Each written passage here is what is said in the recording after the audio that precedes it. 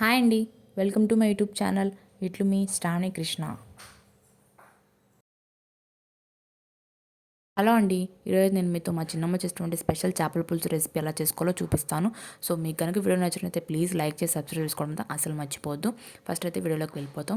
ఒక 50 గ్రామ్ చింతపండు నీళ్ళలో నానబెట్టుకొని పక్కన పెట్టుకోవాలండి. తర్వాత ఒక ప్యాన్ తీసుకొని అందులోనే ఒక టీ స్పూన్ జీలకర్ర, ఒక టీ స్పూన్ మిరియాలు, హాఫ్ టీ స్పూన్ మెంతులు వేసుకొని బాగా డ్రై రోస్ట్ చేసుకొని పక్కన చల్లారబెట్టుకోవాలి. ఇప్పుడు చేపల పులుసు చేసి కూడా ఒక పెద్ద కడాయి తీసుకొని దానిలోనే 3 నుంచి 4 టేబుల్ స్పూన్లు ఆయిల్ యాడ్ చేసుకొని ఒక 2 ఉల్లిపాయలు కట్ చేసుకొని వేసుకోవాలండి.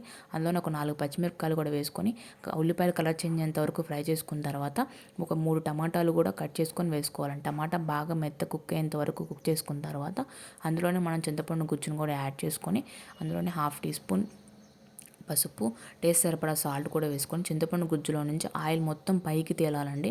అలా తేలేంత వరకు మధ్య మధ్యలో తిప్పుకుంటూ కుక్ చేసుకోవాలి. మధ్య మధ్యలో తిప్పకపోతే అడుగు మాడిపోతుందండి, టేస్ట్ చేంజ్ అయిపోతుంది.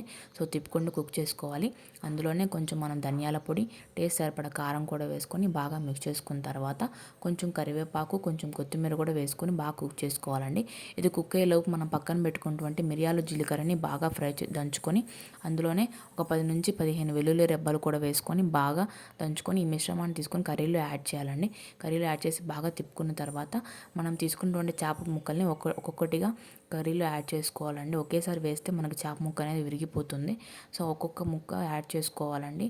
సో ఈ కర్రీ బిగినర్స్కి అయితే బాగా అర్థమవుతుందండి. సో ఎవరైనా ప్రో ఉంటే మాత్రం, ఏదైనా మిస్టేక్స్ ఉంటే మాత్రం కామెంట్ సెక్షన్లో చెప్పండి. సో బిగినర్స్ కోసం అయితే మీకు ఈజీగా అర్థమయ్యేలాగా 1 బై 1 అయితే చూపిస్తున్నామండి. సో ఇప్పుడైతే చేప ముక్కలు మొత్తాన్ని కూడా 1 బై 1 యాడ్ చేసుకున్న తర్వాత ఒక పెద్ద మామిడికాయ ముక్కని ఇట్లా పెద్ద పెద్ద పీసెస్గా కట్ చేసుకొని కర్రీలో అక్కడక్కడ పెట్టుకొని, చేప ముక్కలు ఎలా అయితే పెట్టుకుంటామో అట్లా ఒక్కొక్కటిగా పెట్టుకోవాలండి. పెట్టుకొని ఆయిల్ మొత్తం కొంచెం తేలేంత వరకు బాగా ఉడకబెట్టుకోవాలండి. ఇట్లా మధ్య మధ్యలో క్లాత్ తీసుకొని ఇట్లా షేక్ చేసుకుంటూ కూడా మనం కర్రీని అయితే తిప్పుకోవాలి. గరిటె అయితే పెట్టకూడదండి. గరిటె పెట్టామంటే చేపల కూరలో ముక్క విరిగిపోతుంది. సో అట్లా మధ్య మధ్యలో రొటేట్ చేసుకుంటూ అలా తిప్పుకుంటే మనకి చేప ముక్కకి మసాలా మొత్తం కూడా బాగా పట్టి బాగా కుక్ అవుతుందండి. ఇలా కుక్ అవుతుంది కాబట్టి ఇప్పుడైతే ఇలా చూసారు కదా, మీకు ఆయిల్ మొత్తం పైకి తేలిపోతుంది.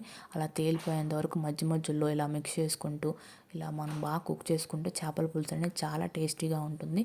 సో మీకు కనుక ఈ వీడియో నచ్చినట్టయితే ప్లీజ్ సబ్స్క్రైబ్ చేసుకోండి.